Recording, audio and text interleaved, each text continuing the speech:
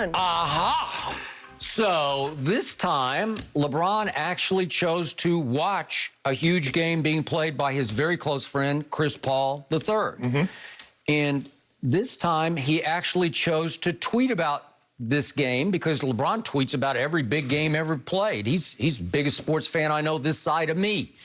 And this time, he at least chose to give a little sort of grudging, very understated support to his close friend, CP3, as opposed to what LeBron did last Wednesday night, which was to choose to attend a WNBA game being played across the street at the same time of a huge game being played in LeBron's town, in LeBron's house, Staples Center, featuring CP3 with a chance to go to his first ever NBA Finals, a Game 6 that also featured the team in the basement, the team LeBron cannot stand. And talk about a grandstand maneuver. LeBron wanted to upstage at least the Clippers, not Chris, although I wish he had at least shown a little more support to Chris by watching the game and tweeting about that game and congratulating him for that achievement. They do have DVR, but okay. Okay, they do have DVR, but the point was that in this case, what really got under LeBron's skin, what tore him apart was that the Clippers were playing a game LeBron believed he belonged in Staples Center, in the conference finals, in a closeout Game 6 potential. LeBron wanted to be that guy in that game. And even Shannon Sharp told me that if the Clippers had had Kawhi Leonard healthy, if Joe Ingles hadn't bumped him on that semi-fast break and knocked him a little off balance and he hadn't torn his knee to the point that he needs surgery on that knee, you told me that the Clippers would be playing right now instead of the Phoenix Suns in the NBA Finals, right? Okay. And that's what LeBron feared that night was, oh, my God, they got Game 6 at home. They're going to pull this thing off. They're going to win this game, and they're going to go back where they had just won Game 5 at Phoenix, and they're going to go do it again. So he feared the Clippers, even without Kawhi Leonard, were going to completely upstage him and his town, and he was going to have to put up with all these New Balance ads about Kawhi Town, or me calling it Georgetown, as in Paul Georgetown. And no, I have no problem with him going to a WNBA game because it's great, and he's a basketball fan, and I'm sure he's gone to an occasional WNBA game. But the point of that night was it could have been a rodeo going on at the convention center across the street, and LeBron would have gone to the rodeo and invited Dame to go along just so he could create a big internet firestorm about, ooh, is he recruiting Damian Lillard? The only firestorm it created was your mind. So you thought, so during the process, so when did you come to this conclusion? Was it before, during, or after the game last night? Well, I saw his tweet after the game. Yeah. And it was just a nice little tweet, like a grudging, like, okay, one down, three to go. It's begrudgingly. So you did, I thought that was the one thing that people say that is so hard about when you write something because the interpretation. Everybody else took it like, man, CP3, man, LeBron congratulates his friend. They've been friends for a long, long time, over 16 years. And Skip Bayless took it like he congratulate his friend after he got to his first ever finals? How you know he didn't call him? Interesting. He didn't tweet about it, and he does everything publicly on social. His whole life is social. This is what I took it. My good friend is in the NBA Finals. He won the first game. That's a great accomplishment, but you got 3 more to go. It's not the first to 1, it's the first to 4. Yep. And so you got 3 more games, CP3, and I want to be one of the first to congratulate you on a job well done last night, but you got 3 more to go. Let's not lose sight of that. Skip, okay, he didn't want to go to Staples. He wasn't at this game, so you wanted him to go to Staples. If he goes to Staples, he had to show this is his house. You were going to find some fault with it, because that's what you do. Well, I didn't care whether he went to Staples or not, you shouldn't care if he watch the game. He tweets about every big game. Okay. He tweets about golf. He tweets about anything. He tweeted about this one. Maybe he didn't want to watch it. Maybe it was too painful. There you go. Thank you. Whatever the case may be. Yes. He didn't want. Thank you. He didn't want to upstate. First of all, it's LeBron. Everything that he does, LeBron can go get a burger.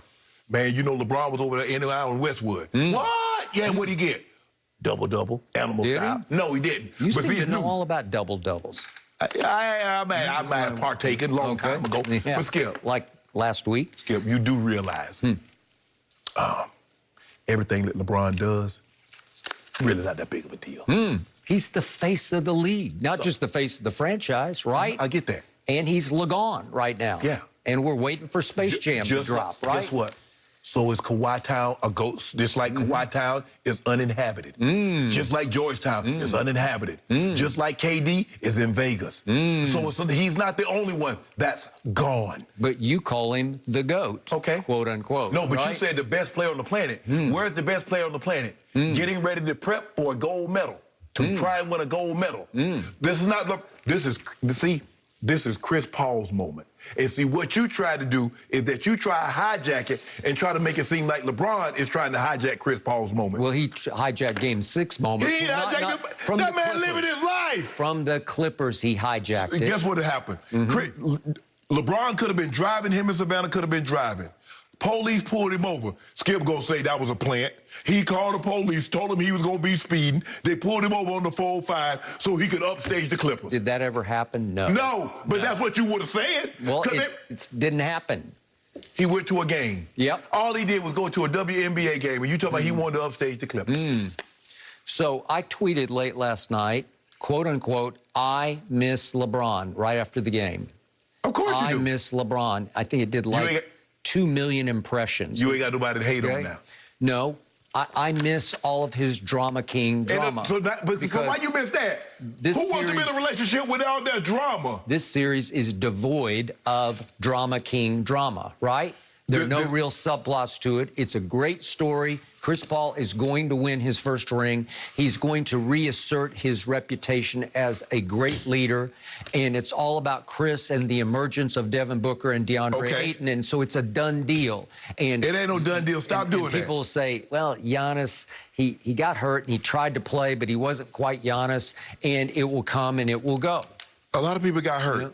But this is not about LeBron. LeBron tweeted, you know, hey, bro, congratulations on the win, but you got 3 more. As I said, it's not the first to 1, it's the first to 4. Yep. Everybody understands that. I just expected last Wednesday night a fireworks-style tweet of just with lots of emojis and lots of fire and lots of, I don't know, I don't use emojis. I don't even know which ones to choose. But LeBron should have just been over the moon. He should have been doing handsprings on Twitter and on Instagram. The Clippers ain't never, nobody thought the Clippers were going to do anything. No, the Clippers haven't done anything. About Chris making it to his first finals, right?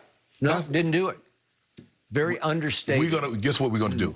You think, let me ask you a question. Does Tom Brady celebrate getting to the Super Bowl or celebrate after he wins it? Yeah, but you went all the way to the greatest player ever I'm just asking. in any sport.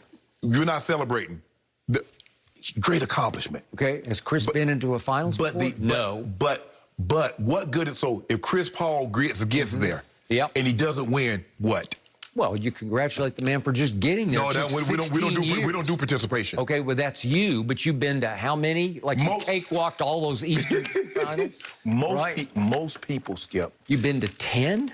Yes, we've been to 10. Okay. So we don't get in our things that excites a lot of people doesn't excite us. Okay. Yeah. Well, because you got the Space Jam ripoff. No. But Skip, I mean, you think about it. I mean, billionaires. I mean, what did they tweet to one another? What do you get the guy? What's the celebration? Okay, but Chris isn't a quote-unquote billionaire. Yeah, he is not. He hasn't ever done this before. He's worth $1 billion. He ain't Bezos. He ain't what Elon Musk. Okay, but he's got he's got nothing to show for it all. You just said it in the last topic. But guess what? When he gets one, now we celebrate. Oh. Now we celebrate. Yeah. Now guess what? Me and Bron, we'll invite him up to the place. You know, pop a couple bottles at Rothschild. Yeah. Yeah, the Opus. That's what we do. LeBron needs to gear back on that. Well, see, you worried about the wrong things. Yeah. They say wine is good. Wine is good for you. In moderation. Yeah. Yeah. They drunk a lot of it in the Bible. Didn't they teach you in the Bible? What did he turn 1 barrel? Did he turn water into wine? So how much was it? Was it a pitcher or was it a lot? In moderation. The Blue Zone. Have you ever heard of the Blue Zone? No. It's where the life expectancy. You drink a lot of wine up there. Yeah, you need to read about it. I give you a book about it. Really? Yep. Well, I'm about to start drinking me some. I got me a big barrel of silver oak. Do you really? Yeah. Okay. Jenny, you want it? Yes, I do. Actually.